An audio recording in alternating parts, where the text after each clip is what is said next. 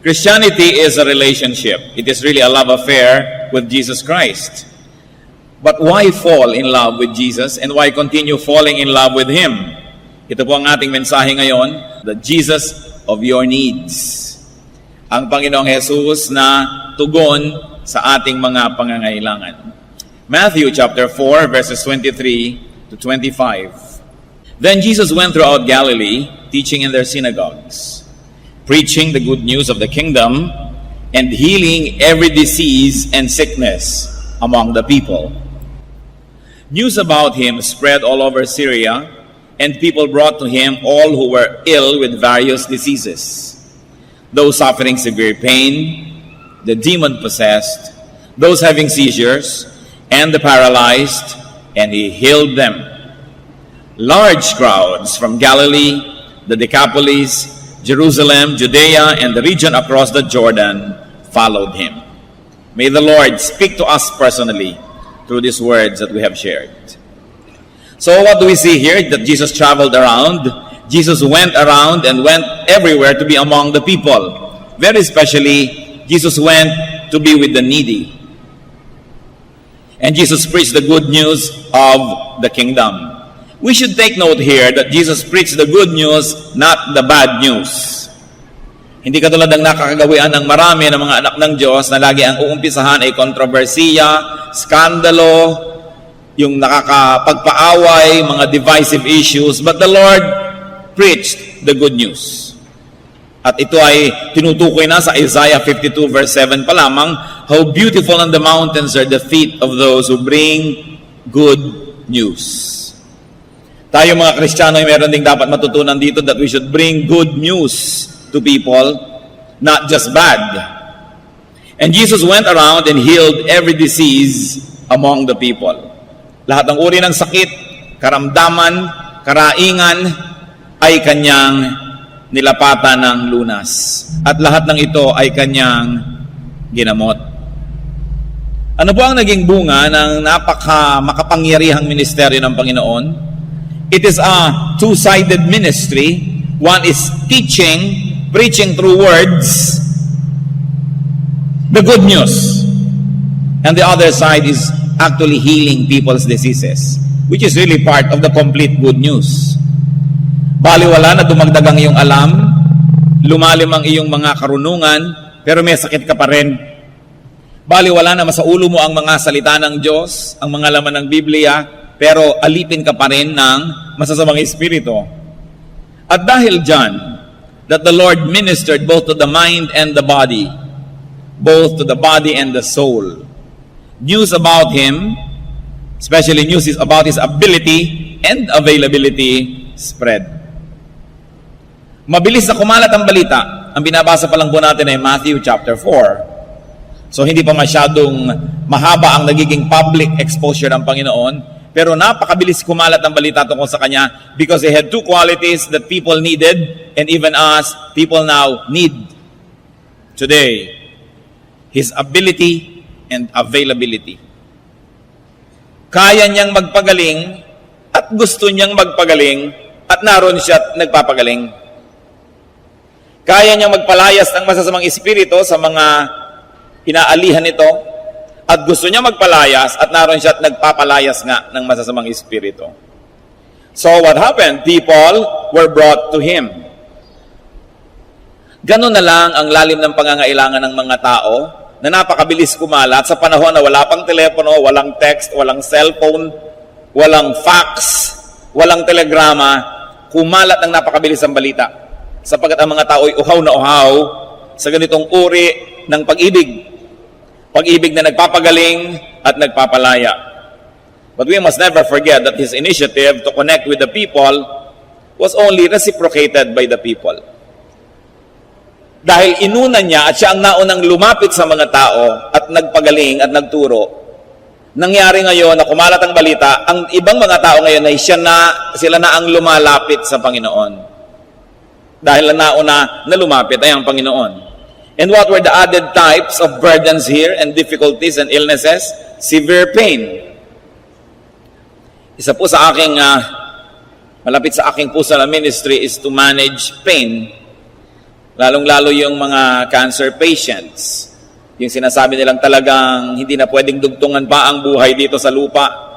At pagkatapos ay sobrang hirap ang dinadanas bago sumakabilang buhay. Ito po isang ministry na gusto kong magawa natin ng paraan to be able to manage pain of people, that if their physical death cannot be avoided and cannot be delayed, at least to minimize their pain. At kung kayo po ay nagkaroon na ng mga kamag-anak mahal sa buhay na nakaranas ng ganitong uri ng mga kasakitan, alam niyo ang ibig kong sabihin. People with severe pain were brought to the Lord, and the Lord healed them. You have no control over severe pain. And then people with demonic possession, tinitirhan ng masasamang espiritu ang kanilang lupang katawan. You have no control over these spirits. You needed somebody that had greater power than those spirits. And those people were brought to the Lord. Once more, people have no control of themselves and their lives. And they were set free by Jesus.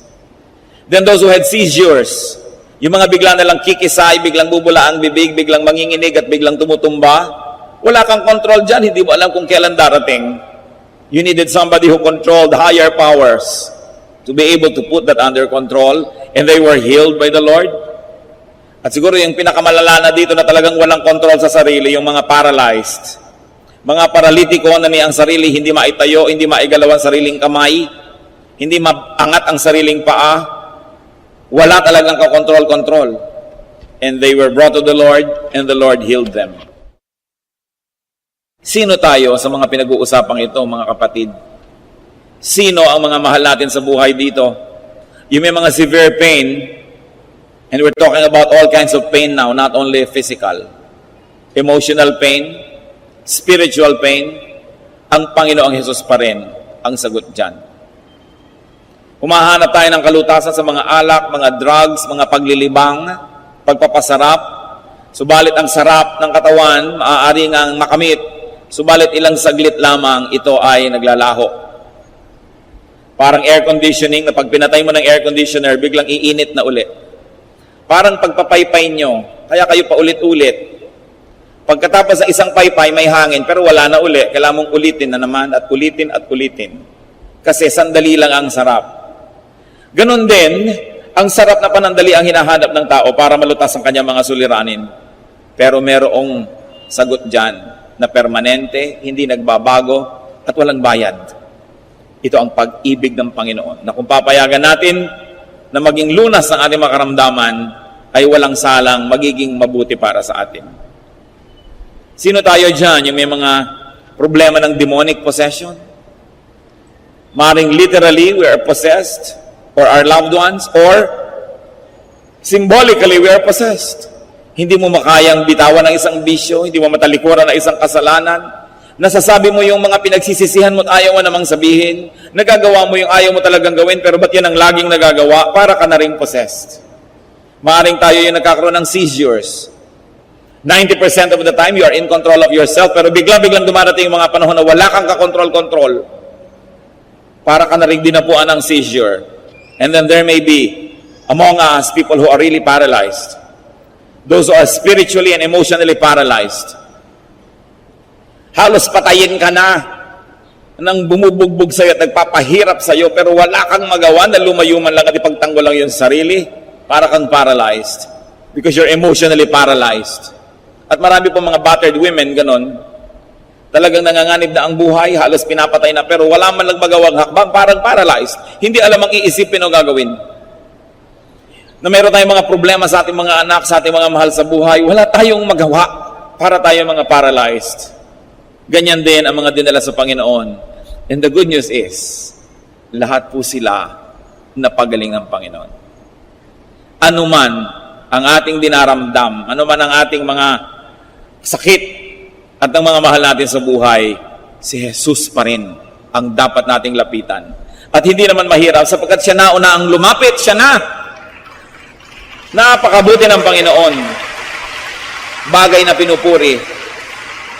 Kaya minsan ang Panginoon ay naglalakbay at sa pagpunta niya sa ibabaw ng isang burol, nakita niya yung Jerusalem na nasa ibabaw ng isang mas mataas na burol at siya ay napaiyak. Sapagkat sabi niya, kawawa ang mga tao, sila'y ligaw. Napakarami nilang dinadalang karamdaman, hindi nila alam kung kaninong doktor dadalhin. Nakita niyo po sa ating bayan, narong sumikat ang isang nagdodoktor-doktoran na napapababa niya yung araw. Tapos nabisto ng lahat, fake pala. Narong sumikat ang mga faith healers na nabisto rin yung iba, mga atay-atay pala't balon-balunan ng mga manok, yung mga tinatanggal sa'yo. O operahin ka, biglang electric fan ang makukuha sa loob ng iyong tiyan. At maraming naniniwala sapagkat mga desperado. Kung sinong umusong doktor doon, punta doon. O nauso ang ganitong gamot, o nauso ang ganong herb, kahit na lang saan ang tao. Sapagkat lahat ng tao ay may karamdaman. Lahat ng tao ay may kinatatakutang mga sakit. Pero si Jesus ang sagot. Kailangan nating maintindihan, we should be able to operationalize in our daily life what it means that Jesus is our healer. That Jesus is the answer to all our needs. Na kung meron tayong problemang financial, paano mangyayari na si Jesus pa rin ang solusyon? Kasi iba sasabihin nila, ang taong nagigipit sa patali may kakapit. So gagawa ng mga ibang paraan para malutas ang problema. Definitely mga paraan na hindi maka-Diyos. Definitely mga paraan na hindi turo ng Diyos. So anong nangyayari? Sinasabi natin, hindi solusyon si Jesus sa problema kung ito. Kailangan si Satanas ang solusyon dito. Kailangan gumawa ako ng mali para masolve to. Kasi kung tama lang, hindi pwede. Kailan natin lubos na mauunawaan ang ibig sabihin that Jesus is the answer to all our needs. And the sooner we realize that and operationalize that and make that happen in our lives, the sooner we're going to enjoy the kingdom of heaven. Whatever it means, whatever among its many meanings may be relevant to you. So we should take note that the Lord's patients were bothered or controlled by forces beyond their power. Tulad din ang marami sa atin ngayon. They needed power beyond that of their tormentor. Kailangan higit sa nagpapahirap sa kanila ang kapangyarihan ng lulutas. Philippians 2:9-10, God gave Him, meaning the Lord Jesus Christ, the name that is above every name. That at the name of Jesus every knee should bow in heaven and on earth and under the earth. Salamat, pati ang mga tuhod ng mga masasamang espiritu luluhod sa pangalan ng Panginoong Jesus. That this is a name that is above all names. That the name Jesus is above the name headache. That it is above the name cancer. That it is above the name illnesses, sickness. It is above gallstones. It is above insanity. It is above loneliness, depression.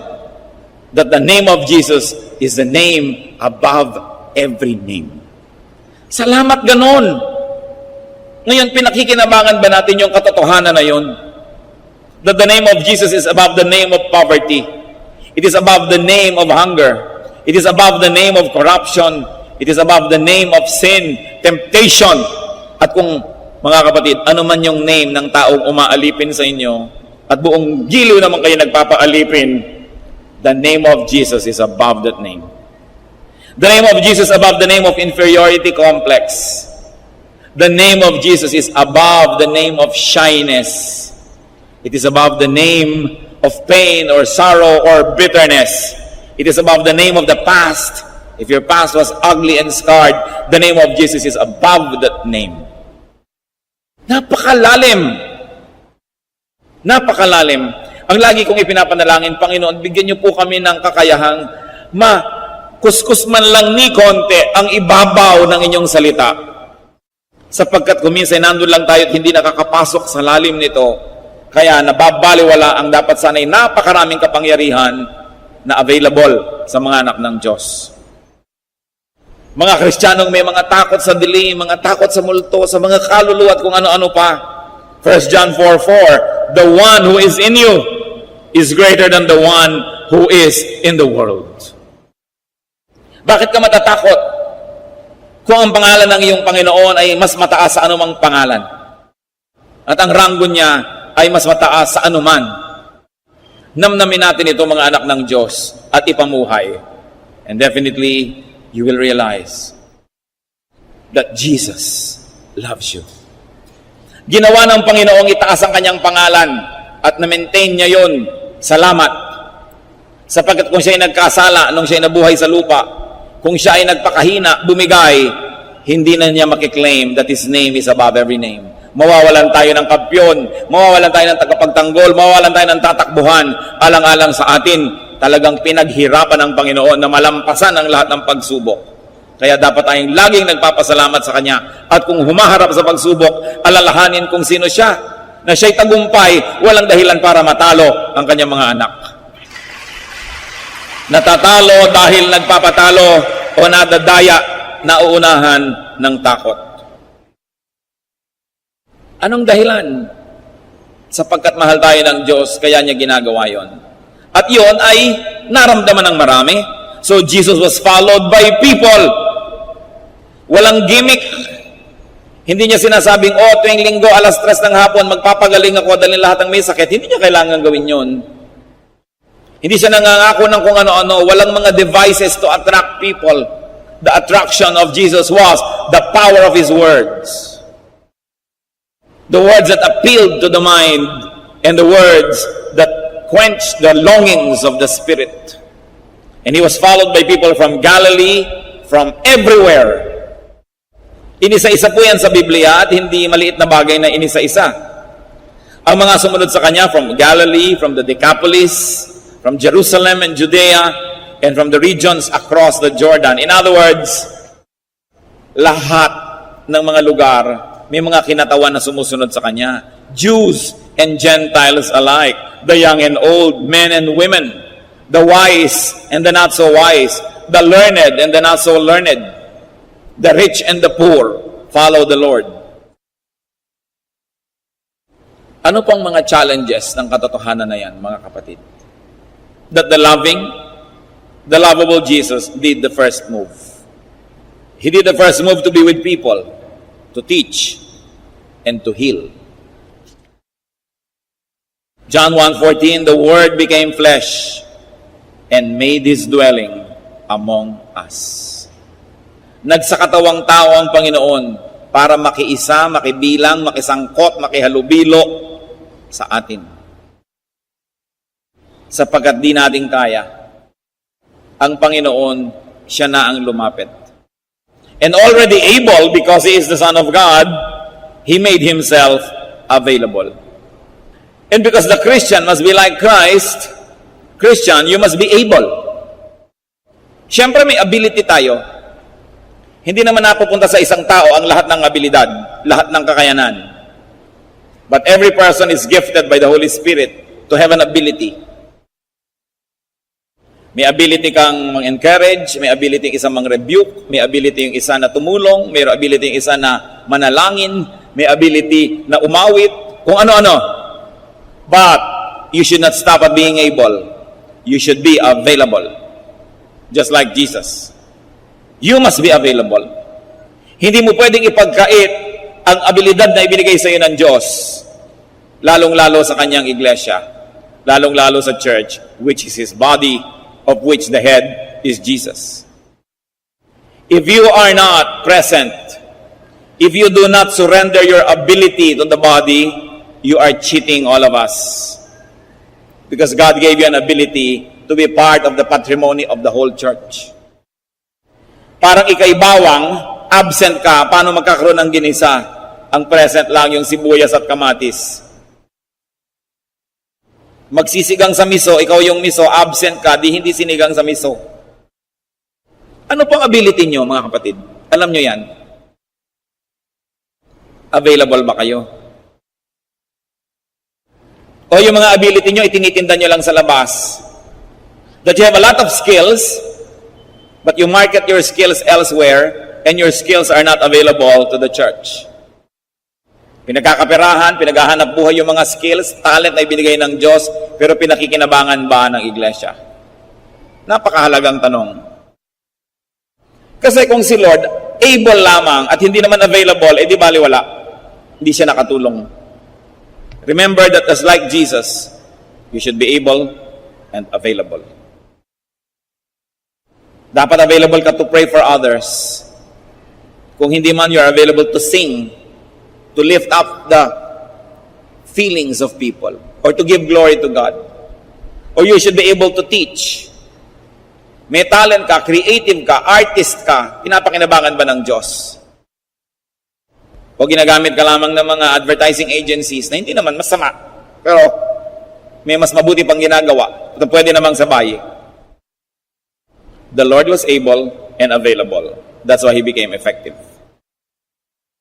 So the loving and lovable Jesus ministered to the mind, to the body, to the spirit. Kompleto. It was a holistic spirituality. Hindi katulad ng nangyayari sa maraming Christian groups ngayon o Kristiyanong tao. May mga grupo, puro doctrine, teaching, pero wala namang healing. Walang love. Puro karunungan. Meron naman healing, walang doctrine. Kaya kahit na may dumating na hangin, ay sabi sa akin ng Diyos, hangin lang pala yun. May nakita labang na formation ng nilugaw, merong vision. Kasi mahalaga po may doctrine and teaching. Yan ang ginawa ng Panginoon. He went to teach and preach. At kadobol, He healed people. For the mind, for the heart, for the body, for the spirit. Hindi yung puro ka-teaching, wala ka naman pag-ibig, wala kang tulong sa kapwa, wala kang ginagawa, at yung karunungan mo pa nagiging dahilan para ka maging hambog at maging mayabang. Meron naman talaga, puro na lang supernatural gifts, healing at kung ano-anong mga kababalaghan, pero walang teaching, kaya madaling pasukin ng mga masasamang espiritu para iligaw. Dapat balanced. You should be balanced, and we should, because we are balanced, minister to the total person. Nakita niyo po ang Panginoon, total yung ministration. May preaching at saka may mga pagpapagaling. Mag-ingat kayo sa puro pagpapagaling, puro himala, puro dasal, puro kung ano-ano kababalaghan, pero walang intelligent teaching. Dahil madali ang madala sa kamalian. Bali, wala rin naman yung puro karunungan, tapos wala namang mga kababalaghan. Dahil ang kababalaghan sumama sa gawain ng Panginoon. Kasabay. And make sure that you get ministered to as a total person. I was speaking with one friend at sabi niya, ang galing-galing talaga ng tatay ko. Hanga sila sa tatay nila na sumakabilang buhay na. Nung magkokolehiyo kami, miniting kami magkakapatid at sabi, pinag-uusapan kung anong pag-aaralan namin sa kolehiyo. At ang tanong ng tatay namin, sabi niya, ano ba yung hindi nyo masyadong gusto o medyo ayaw nyong pag-aralan o gawin? Sinabi yun ng mga anak, ayoko ng engineering, ayoko ng gano'n kasi maraming math. Ito naman, ayoko ng arts kasi ganito, gano'n. Ito, ayoko ng gano'n, ganyan. Alam niyo sabi ng tatay nila, at sinunod naman. Ikaw, yung ayaw mo ng engineering, yan ang pag-aralan mo. Ikaw, ayaw mo ng arts, pag-aralan mo yan. Ito, ayaw mo nito, pag-aralan nyo, dahil hindi nyo naman talagang kinasusuklaman, medyo ayaw nyo lang, at kaya nyo namang ipasa dahil may brain kayo, at maganda ang foundation nyo sa high school. At sabi ng mga anak, bakit naman po yung ayaw namin ang pag-aaralan namin? Bakit nga naman? Tanong nyo rin ba? Sabi ng tatay, kasi yung gusto nyong gawin, kahit anong mangyari at bumaligtad ang mundo, gagawin nyo yon. Ayaw nyo man ng engineering, in between that time, sa inyong mga free time at pagkatapos ng kurso, siguradong pupuntahan nyo rin yung gusto nyo.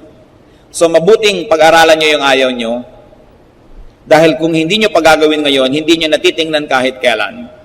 Hindi na kayo magkakaroon ng balance. Hindi nyo na malalaman yung kabilang banda. So gawin nyo ngayon yung ayaw nyo, dahil ang haba ng buhay ninyo, bata pa kayo, magagawa nyo pa yung mga gusto nyo.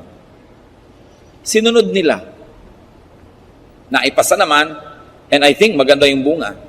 Naging very well-rounded people. Liban nila siguro kung talagang survival ang issue nyo na kailangan nyo ng matutong mag-welding para mabuhay, siguro gawin nyo na yon. Pero ang punto lang ay ito, you must be ministered to as a balanced person. You don't only eat what you like to eat, but you eat also what you need to eat. Huwag lang kayo nakikinig sa mga taong bumobola sa inyo, sumusunod sa inyo, kahit ano ipagawa nyo, ginagawa. Dahil mababaliw kayo pag ganong tao lagi ang kasama nyo. Yung, gawin nyo to, gagawin nga. Sundin nyo to, susundin nga. Tuwang-tuwa ka dahil hindi ka tinatanggihan. Pero anong mangyayari sa'yo? Hindi ka na maitutuwid. Hindi ka na mag-i-improve sa buhay. So dapat nakikinig ka doon sa nagagalit sa iyo, pinapagalitan ka, mali ka, ganyan. Pasalamat ka kung may nagaganoon. Kasi pakikinggan mo lang naman, ikaw naman ang magpapasya kung gusto mo sundin. Pero at least nadinig mo. Don't surround yourself with people that always admire you and say yes and agree with everything you do because mapapahama kayo. Lalong-lalo kung ang mga taong yon ay umaasa sa inyo, binibigyan nyo, nireregaluhan nyo, natural, papayag. Kahit pag ibitin nyo yan, pati warik, gumulong, gagawin, lalo't binibigyan nyo. Makikinig kayo doon sa mga taong sumasalungat. Lalo't alam nyo na matalino yung tao, hindi naman talaga galit sa inyo, kaya sumasalungat, sapagkat doon tayo nagkakabalance. Alam nyo, si Lord very balanced. How did He grow? Sa Luke 2:52, i-describe ang complete growth ni Lord.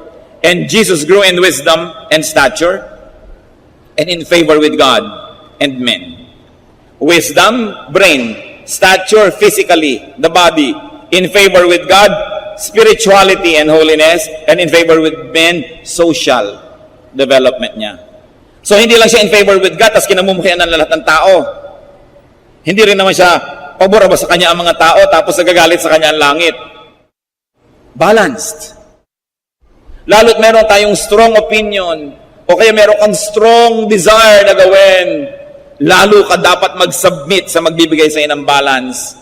Dahil pag walang nagtutuwid sa iyo kung saan-saan ka dadalhin ng iyong mga haka-haka at imahinasyon, you need people that will pull you back to the ground. What a gift! If there's one or two intelligent people who can tell you what you did was foolish, then you say, thank you. You are using your intelligence to correct me. Huwag nating gagayahin po yung mga hangal na nagagalit pag sila'y tinutuwid. Magpapasalamat ka sa kumakalo sa iyo pag sobra ka na. Huwag kang magagalit. Because you will be destroyed when intelligent people do not care about you and do not want to stop you. Napakalaking pagpapala na may nagbibigay ng balanse. At yan ay binigay ng Panginoon. The people were spiritually hungry, He fed them. The people were weak, He strengthened them. Balance. And you know, even now, people are harassed and burdened with pain. They are captured and imprisoned, sometimes fully controlled by evil forces, turning them into paralyzed beings. Anong relevance ni Jesus? The ministry of Jesus was to declare the truth and to set people free. Remember this. The true declaration of truth sets free. John 14:6, Jesus answered, I am the truth. And in John 8:32, you will know the truth, and the truth will set you free. Free tayo dapat sa mga umaalipin at pumipigil sa atin. Dapat ay malaya tayo mula sa mga ganyang mga sakit, lalong-lalo na emotional and spiritual illnesses. Kung minsan ay banal ka maka-Diyos, hindi maiwasang may sakit ang iyong katawan because we are living in this imperfect world and we probably are responsible for many of our own illnesses. But the point is, the Lord promises to give us a clean slate in a spiritual way. Yung physical, hindi laging kasama. Hindi ko mo maka-Diyos ka, paghihimalaan ka physically. Pero ang alam ko, nakita natin yan, pag maka-Diyos ka, ang himala na emotional and spiritual, laging available. Kaya kahit na yung hindi mo mapatawad dati, napatawad mo. Yung dati mo mga takot ay nalalampasan mo. Sapagkat ang mahalaga naman ang espiritu eh. Malaya man ang katawan kung nakakulong ang espiritu, baliwala. Ngayon, ikulong man ang inyong katawan ng mga sakit at kung ano-ano. Pag malaya ang inyong espiritu, literally, sky is the limit. Kaya masarap yun nangangarap at nag-i-imagine. Kahit hindi ka nakakasayaw ng balay sa iyong pangarap, nagbabalay ka, nangyayari in the spiritual world. Kaya dapat yung ating espiritu nakakalaya. Pero alam nyo, yung espiritu man, kung minsan hindi makalaya, hindi makapag-isip ng magagandang bagay, puro negative, hindi malaya. Hindi makatulog, hindi makapamahinga, binabagabag ng maraming bagay. Diyan, lalong-lalo na, napakahalaga ng himala ng Diyos. Meron mo magtatanong, Pastor, bakit ito? Nagdasal na kami ng nagdasal, paralyzed pa rin ang nanay ko. Hindi naman obligasyon ng Diyos na lahat ng hinihingi natin ibigay niya at hindi yan kasama sa ipinangako. Pero ang pinapangako, spiritual freedom. Emotional freedom. At higit naman yun na mahalaga. Pero, Paano po nagpalaya ang Panginoon? Paano nagpagaling? Teaching first. Preaching first. Healing follows. Hindi pwedeng healing agad, wala namang teaching. Dahil pwedeng magkaroon ng parang healing, yung pala, deception lang yan ni Satanas para maniwala ka agad. Kaya yun pong may mga gifts of healing, halimbawa. Mga gifts of the Spirit na kakaiba, vision, dreams, prophecy, naniniwala tayong meron pa niyan hanggang ngayon. Pero, ang dapat na laging ginagawa ng taong naniniwalang meron siyang gift of a healing, of prophecy, of kung ano-ano, dapat lagi siyang nakikinig sa intelligent and spirit-filled preaching and teaching para magkabalance siya. Kasi kung lagi lang niyang sasabihin, may vision ako, may leading ako, paano man natitiyak na galing sa Diyos at hindi lang sa iyong emosyon? Kailangan lagi kang napasa sa ilalim sa gifts ng iba. The gift of knowledge, the gift of teaching and preaching must give direction to the other gifts that are difficult to validate. Hindi tayo puro emosyon. Kaya ang sabi sa Corinthians, the spirit of prophets are subject to the prophets. Ibig sabihin, may spirit ka, meron kang kung ano-ano, dapat subject yan to other prophets, hindi lang sa'yo. Dapat may accountability ka, sapagkat madaling malasing at mahibang, lalo't emosyonal ka. Kung madali kang umiyak, madali kang malungkot, madali kang tumawa, emosyonal ka, bantayan mo yan. Kasi maring yan ang pasukan ni Satanas para kadayain. At kung may gift ka man, itinulak ka ng itunulak ni Satan na maging katawa-tawa, maging kakaiba na, maging weird, wala na tuloy maniwala sa'yo. Ba't ka may gift kung walang maniniwala sa'yo? Kaya ang mahalaga, pinaniniwalaan ka, hindi ka na pagkakamalang loka-loka, o may sira, o ganun. Then, sino ngayon na makikinig sa'yo? Bali, wala ang gift. That's why those who are gifted must surrender themselves to those who have the gift of knowledge and the gift of teaching. Then there will be balance. Ang mga sobra ay nakakalos, ang rough edges ay kumikinis, all for the glory of God. Kaya nga po kuminsan, marami mga churches, ang nagiging problema nila, yung mga madadasali na members, at saka yung mga mahilig sa mga kung ano-anong gifts, umaattend ng seminar dito, aattend doon, tapos dala-dala sa church, yung kung ano-anong katuruan. Dahil kung hindi nabibigyan ng kontrol yung mga yan, lumalaki kuminsan ng loob na kami ang kinakausap ng Diyos, kami ang mga prayer group, sa amin nire-reveal ang lahat, yumayabang at nag-i-split ang church. Tell me, pag ganun ang nangyari, galing ba sa Diyos ang Espiritu na yon? Kaya dapat itinutuwid, inilalagay lahat sa lugar. Gusto ko pong bigyan ng diin, ang lahat ng may spiritual gifts, lalo fabulous gifts, must surrender to the pulpit and to the education department of the church. Because it is the knowledge that is verifiable that will validate the occurrences and events that are too difficult to validate. Dapat merong ganong control. Ngayon, if you encounter the truth, if you encounter the Lord, dapat ang kasunod, freedom. Nakita niyo si Zacchaeus, when he encountered the Lord Jesus Christ, biglang sabi niya, Lord, half of my money I'll give to the poor. Lahat ng aking mga dinaya, ibabalik ko, times 4. May natira pa kaya sa kanya? Siguro wala na. Pero bakit siya naging free? Marahil ang Diyos niya noon, pera. Kaya ngayon na si Lord na ang Diyos niya, yun ngayon ang patotoo niya na iba na ang Diyos niya, hindi na pera, bali wala na sa kanya. Pero kung hindi naman niyo pera ang Diyos, hindi ko man na-convert kayo kay Lord at naging Savior niyo siya, ipapamigay niyo na nga yung pera niyo kasi kung hindi naman yun ang Diyos niyo, hindi niyo kailangan tanggalin. The Samaritan woman, anti-social, alas 12 na tanghali, iigib para walang makitang kapwa-tao doon sa balon. Pero nung na-encounter niya ang Panginoon, pumunta pa sa village, sabi niya, I have met somebody, kailangan makilala niyo siya at hinakot yung mga tao sa Panginoon para maturuan.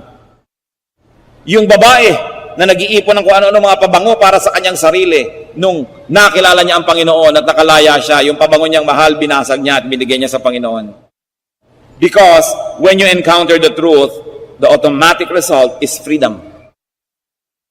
Ito ngayon ang tanong, are you free? Alam nga naman, lagi mo nadidig yung salita ng Diyos, tapos kirida lang, di mo maiwan-iwan.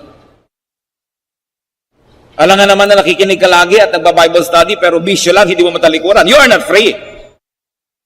Kailangan, after the truth is heard, freedom follows.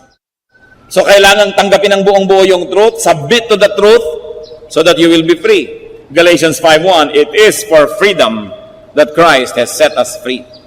Teaching without healing is only half the work and pointless.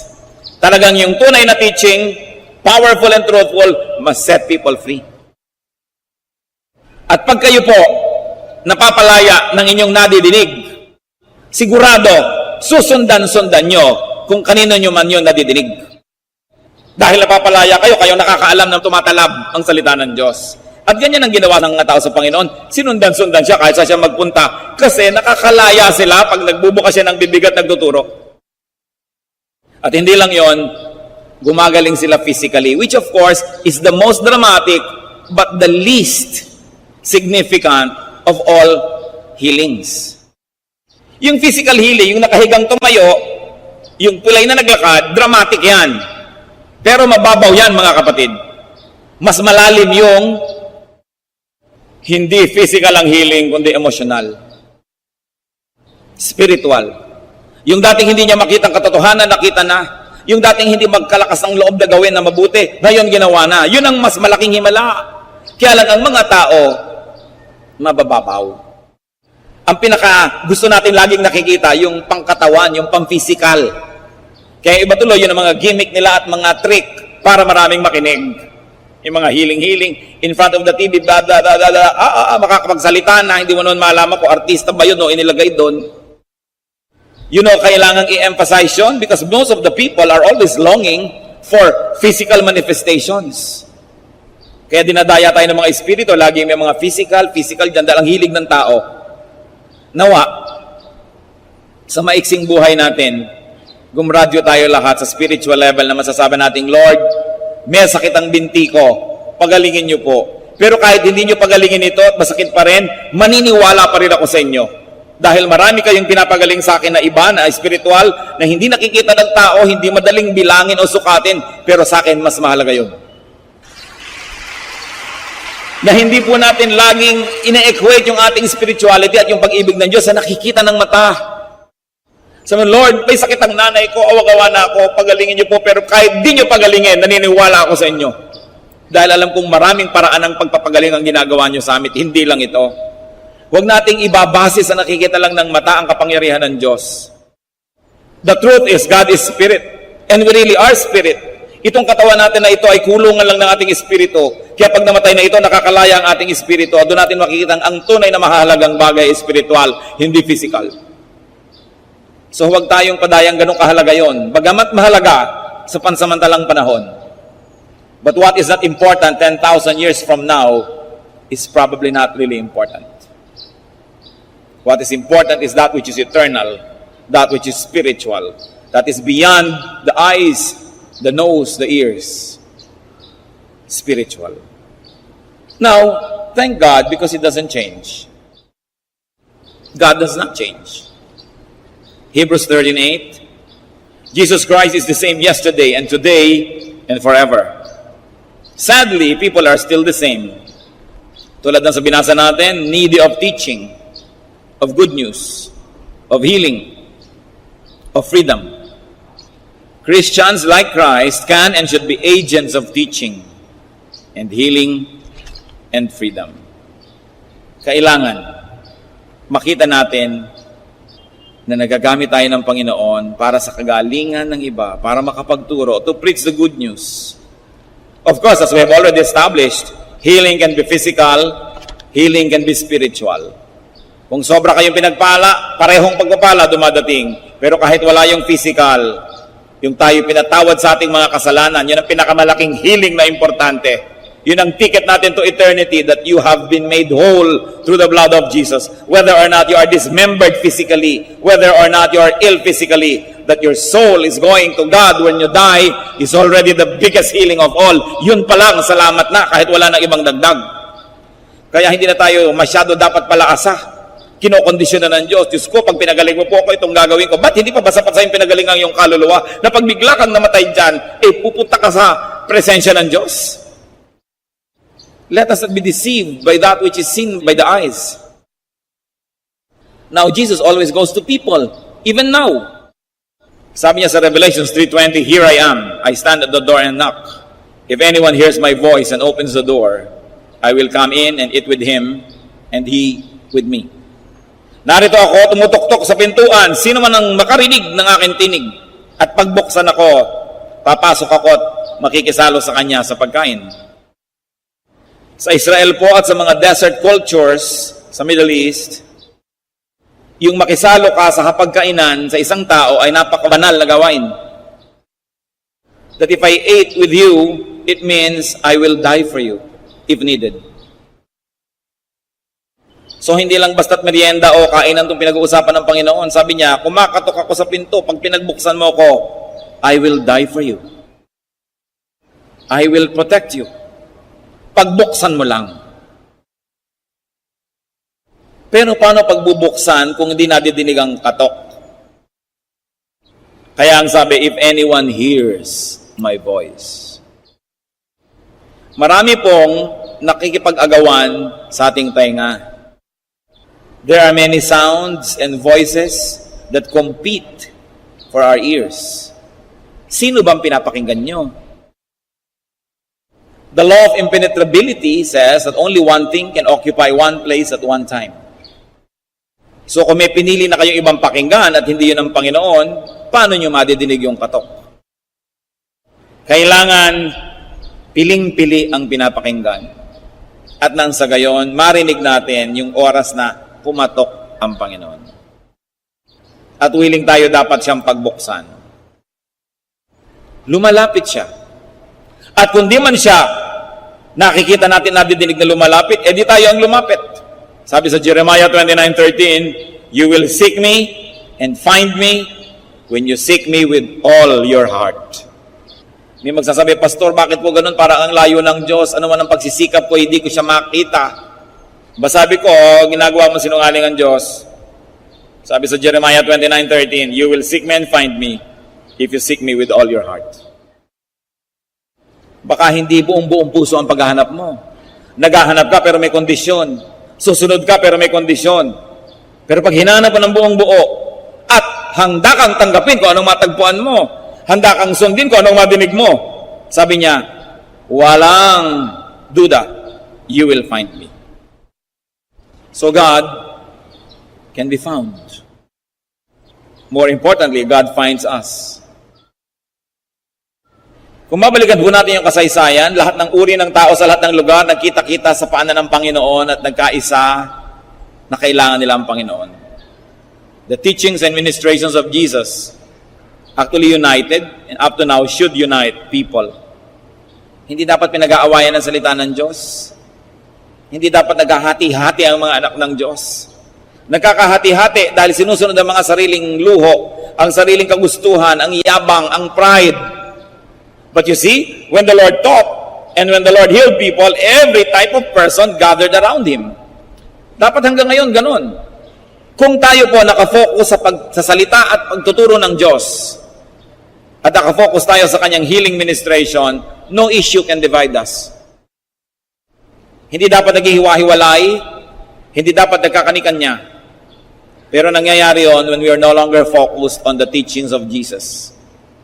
When we get focused on ourselves, when we are no longer focused on the healing possibilities through Jesus, and we want to be the healers ourselves, divisive. Kaya ang sabi ng Ephesians 4:3, make every effort to keep the unity of the Spirit through the bond of peace. Every effort. Lahat magtulong-tulong para laging may unity. Isa-isang tabi ang sarili at unahin ang ikabubuti ng katawan ni Kristo. It goes without saying that teaching should not result in division. Hindi pa tapos mong magturo, nagkahiwa-hiwalay, nagkagakagalit, nagpaligsahan, nag-contest. 1 Corinthians 1:12-13, if one of you says, I follow Paul, another, I follow Apollos, another, I follow Cephas, still another, I follow Christ. Is Christ divided? Was Paul crucified for you? Were you baptized in the name of Paul? Sabi ko, sinasabi natin, dito ako sa leader na ito, doon ako dito, nagkakahati-hati. Teka, sabi ganon, bakit kayo ganyan? Hati ba si Kristo? Hindi. Kaya dapat hindi nahahati ang kanyang katawan. Sino man ang gumagawa para ito'y guluhin, hatiin, yanigin, paghiwa-hiwalayin ng mga anak ng Diyos, ay hindi tumutupad sa kagustuhan ng Diyos. Siya ay sumusunod sa kagustuhan ng demonyo. Napakalinaw ng mga salita ng Diyos. At bilang Kristiyano, dapat yung ipinaglalaban, sinisikap, ginagawa ang lahat, that you be taught about the kingdom of God, that you experience the kingdom of God, that you be healed at various levels and in many ways. So welcome Jesus into every room in your house, into every compartment of your heart. Go to Jesus and bring others to Him. If you are a faithful Christian servant, you will go to people. Kayo mismo. Hindi ko maisip na may mga tao na nakatanggap ng kaligtasan, nakakakilala kay Jesus, pero hindi dinadala yon sa kanyang mga kapwa-tao.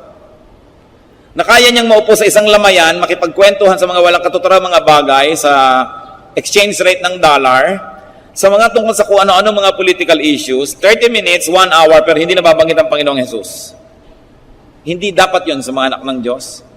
Kahit saan tayo magpunta tulad ni Jesus, magturo. Yun ang ginawa niya, hitot. Because when you teach, there will be healing. Hindi nyo kailangan sa aming lumakad ka lumpo, gumising ka patay. Hindi ganong healing. But when you teach, the emotion, the spirit will be ministered to. And there will be healing, mostly invisible. But you are a Christian, do what Christ did. Go and teach. Luke 10:1-2, the Lord appointed 72 others and sent them 2 by 2 ahead of Him to every town and place where He was about to go. He told them, the harvest is plentiful, but the workers are few. Ask the Lord of the harvest, therefore, to send out workers into His harvest field. Mga kapatid, nung ako po'y nakakilala sa Panginoon, 1973, di pa uso yan. Konti lang na may Bible. Pag dala-dala mo pa nga yung Bible mo, ano yan? Wala. Ano nga yan? Ano ba? Wala nga. Ano nga yan? Bible! Hindi mo maipagmapuri dahil baka kamapagkamalang may sira o kung ano, dahil dala-dala mo. Pero ngayon, hindi na ganon. Ngayon, mga kapatid, kahit saan ako magpunta, people are asking, Pastor, may day by day na po ba dito sa amin? Kailan kayo maglalagay dito? Lagi na lang sabi ko, kulang po tayo na manggagawa eh. Alam niyo po ang tingin ko ngayon, dahil siguro sa panalangin ng mga nauna na sa atin, nung mga Kristiyano nung unang panahon pa, 1910, 1920, na halos talagang para kami ketong ang tingin ng mga tao dito pag nagba-Bible ka nun. Nung pamananalangin na sila, and throughout the generations, the Christians were always praying, andito na ngayon, the harvest is plentiful, but the workers are few. Kaya nga po kayo dyan, aking gustong lagi na lamang na bigyan ng hamon. Mag-Bible study naman kayo, mag-lead kayo. Kung hindi kayo marunong, hindi kayo sanay, we will train you. But do Bible studies in offices. Kung ayaw niyo sa office niyo, sa office ng iba. I encourage businessmen and employees. You want to become pastors, we will train you to be doubly productive pastors. We will not ask you to resign. We're not going to ask you to leave your jobs or your businesses, but we'll train you to be pastors para dalawa ang ginagawa niyo. You're doubly productive. It's possible and it can be done. In fact, it's the only way to do Christian ministry now. Because when the workers are supporters of themselves, then the resources of the church doesn't get strained and more work is done. But I'm telling you this, work because the laborers are few. Huwag niyong ipagkait sa iglesia ng Diyos ang mga karunungan, training, and education na ibinigay sa inyo ng Panginoon. Kailangan natin pagtulong-tulungan ito. At kailangan nating inililigtas ang church sa mga divisive elements, sa mga aha, sa mga alakdan, sa mga makakamandag na mga ulupong, sa mga hudas. You've got to protect your church. Hindi nyo dapat pinapayagan yung mga divisive people, kwento-kwento, dal-dal-dal-dal. Dahil kung mga disente, they should talk openly. But sometimes, our decency is our weakness. Kahit po sa ating church, mga kapatid, pag may dinidisiplina tayo, kahit anong immoralidad ang ginagawa, hindi natin pinupulpito, hindi natin pinapahiya. Why? Because our goal is that they should be ministered to, counseled, restored, so they could be quietly brought back to the ministry. Pero ang nangyayari, yung mga dinidisiplina mo, sila ang nagpapublicity sa labas, inaapi sila, kinakawawa sila, blah, blah, blah, blah, blah, blah. And our silence sometimes works against us. But we choose to be decent nevertheless. If people choose to be evil, let them be evil. But this church chooses to be decent. Ang tatandaan nyo ito, ang church train ng workers, alam nyo yan. Marami tayong tinutustos, umi-import tayo ng maraming mga mahuhusay na teacher to train our workers. Encourage tayo ng encourage na magka-ministry ang mga tao. Anong kabaliwan kung meron kang manggagawa na matino, tatanggalin mo, matino pala. Anong kabaliwan na may manggagawa kang mahusay, didisiplinahin mo, mahusay pala. Maniwala kayo at kayo laging manalig. Pag may worker na inalis o may worker na dinisiplina, siya ang may problema. Dahil gustong-gusto natin magka-worker, at aalisin mo. Bakit? Kaya huwag kayong papayag na ang church sinisiraan. Because this is the body of the Lord. Pero yun nga, hindi ka taka-taka dahil maging sa 12 disipulo ng Panginoon ay may Judas. Dapat lang tayong maging maingat na hindi tayo maging ganon o hindi tayo yung kasama nun. And going back to the ministry of the Lord, teaching, preaching. Mga kapatid, magturo na kayo. Kailan pa kayo magtuturo? Pag paralyzed na kayo?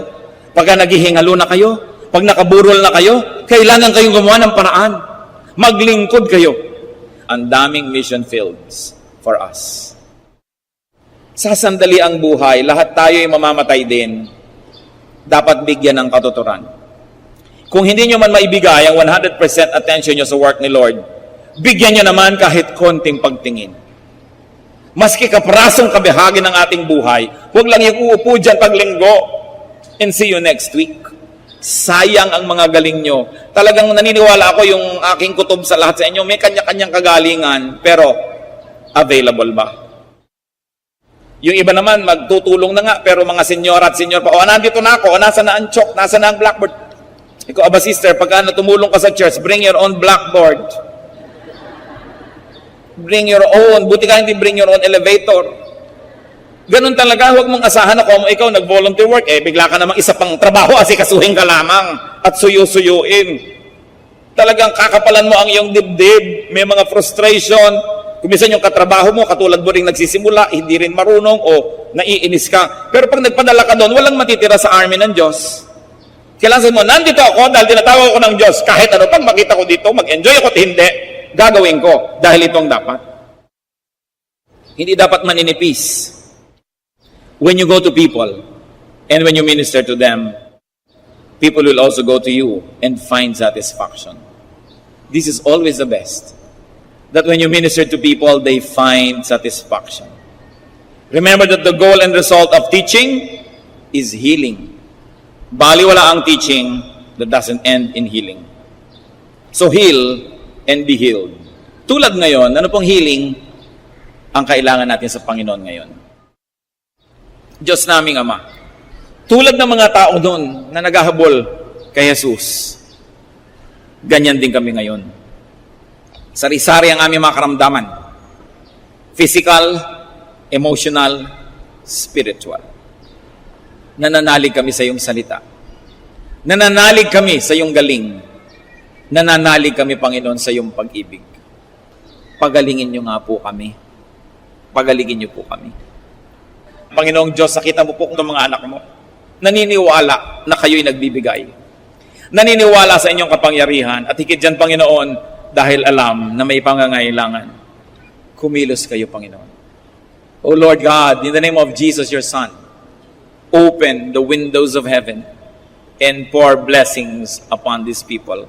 Alang-alang sa mga sugat ni Jesus. Alang-alang sa kanyang pagpasa ng krus na mabigat. Alang-alang sa kanyang laman, buto at mga litid na tinagusan ng mga bakal na mga pako, Panginoon. Alang-alang sa dugong tumigis sa kanyang mga bahagi ng katawan at sa kanyang noo, Panginoon, sa koronang tinik na kanyang sinunong. Alang-alang sa kanyang kamatayan at pagkabuhay na muli. Panginoon, ngayon din, hinihiling ko, pagalingin yung mga anak niyong ito. Wala naman kami ibang lalapitan, kayo lang. Wala kaming nais kilalaning Diyos, kayo lang. Wala kaming matatakbuhan, kayo lang.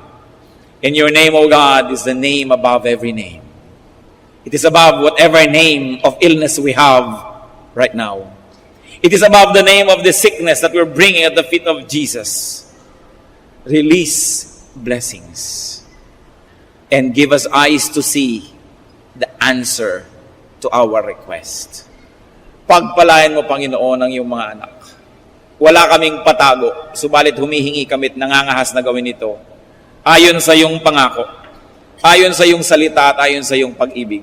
Mga kapatid, in the name of Jesus Christ, our Most High God, our Savior and Lord, in faith, lift up your hearts and receive what you are asked of Him.